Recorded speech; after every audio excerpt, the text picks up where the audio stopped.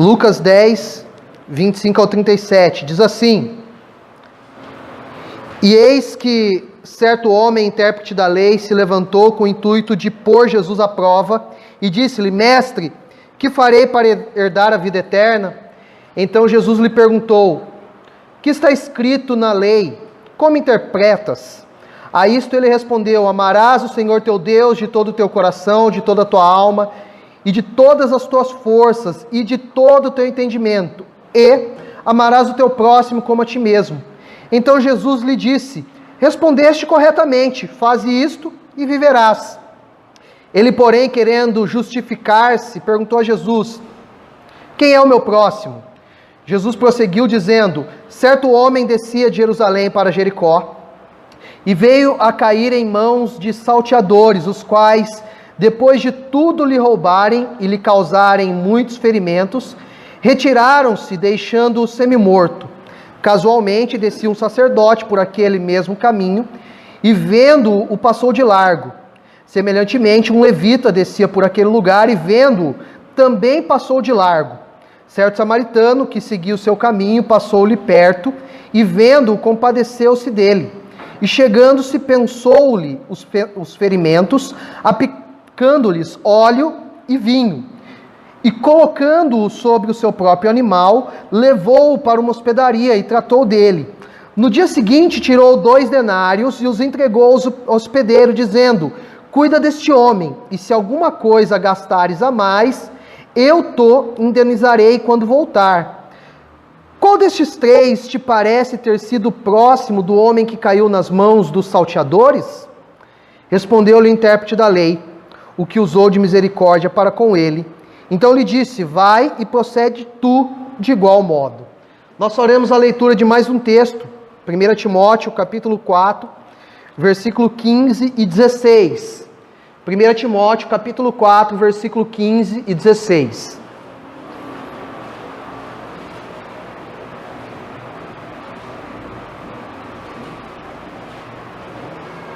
Primeira Timóteo, capítulo 4, versículo 15 e 16.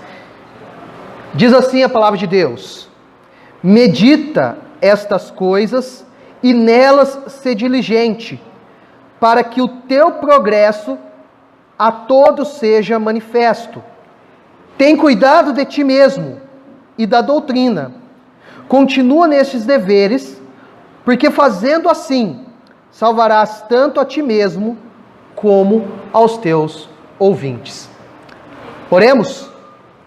Senhor, é com alegria que mais uma vez nós ouvimos a Tua palavra e podemos nela meditar, refletir e trazer coisas ao nosso coração, à nossa vida. Pai, a Tua palavra é viva e eficaz e ela penetra no nosso coração, ela adentra no nosso coração e que sendo assim ela gere frutos, transformação, mudança na nossa mente, coração e vida, Pai, em nome de Jesus. Amém e amém. Irmãos, nós temos seguido um roteiro de pregação, no qual eu peguei 3 temas e separei esses 3 temas em 3 mensagens diferentes. O primeiro foi a aceitação, o segundo tema foi perdão, e o terceiro tema é cuidado. E como vocês já perceberam, eu tenho falado cuidado de Deus. Hoje nós falaremos do cuidado de nós mesmos, e na semana que vem nós falaremos do cuidado em relação ao outro, em relação ao próximo.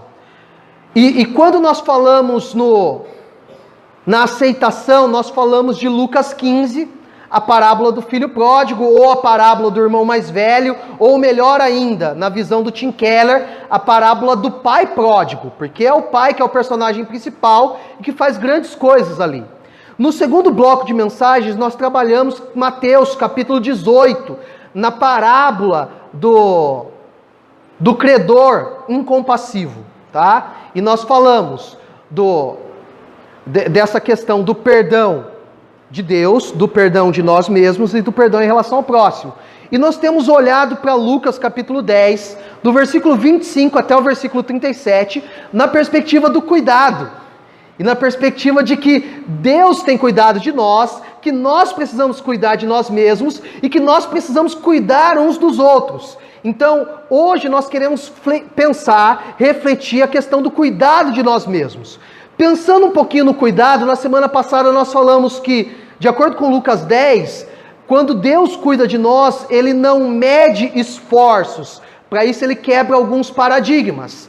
Era uma pessoa inimiga do povo de Israel, do povo judeu, que vai lá e salva aquelas pessoas. Nós falamos que quando Deus quer cuidar de nós, Ele usa os recursos que Ele tem à mão. Ele usou óleo, vinho e inclusive o dinheiro. Nós falamos que quando Deus quer cuidar de nós, Ele cuida de nós nos detalhes. Ele usou um homem, Ele usou o dinheiro daquele homem, Ele usou as coisas naturais, Ele colocou aquele homem na estrebaria. Nós pensamos também que quando Deus cuida de nós, Ele não fica olhando para dinheiro, Ele simplesmente cuida de nós.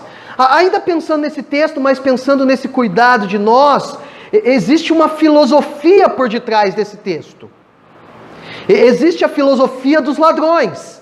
E a filosofia dos ladrões é muito simples. O que é teu, é meu. Ele rouba, se apropria, ele mata, ele puxa o tapete, ele faz o que for necessário para pegar aquilo que é seu. E pessoas que querem em demasia pensar em si mesmo, querem pensar em si mesmo além da conta, querem pensar em si mesmo além do que deve, normalmente eles vivem nessa filosofia. O que é seu é meu. Então a sua alegria eu quero para mim. O teu carro eu quero para mim. A forma de relacionamento da sua família eu quero para mim. É isso que está por detrás dos ladrões aqui. Não é simplesmente roubar tesouro das pessoas. Na verdade, o que significa tesouro para as pessoas? Quando nós lemos lá o Sermão do Monte, no capítulo 6, Jesus fala: não junteis para vós outros tesouros nessa terra, onde a traça e a ferrugem corroem. Ele não está falando de coisas só materiais ali. Num primeiro momento ele fala. No segundo momento ele está falando de vida no reino. E as pessoas têm inveja da nossa vida no reino e querem ter a nossa vida no reino. Você está cheio, cercado de pessoas com essa filosofia que querem roubar de você, que querem tirar a sua alegria.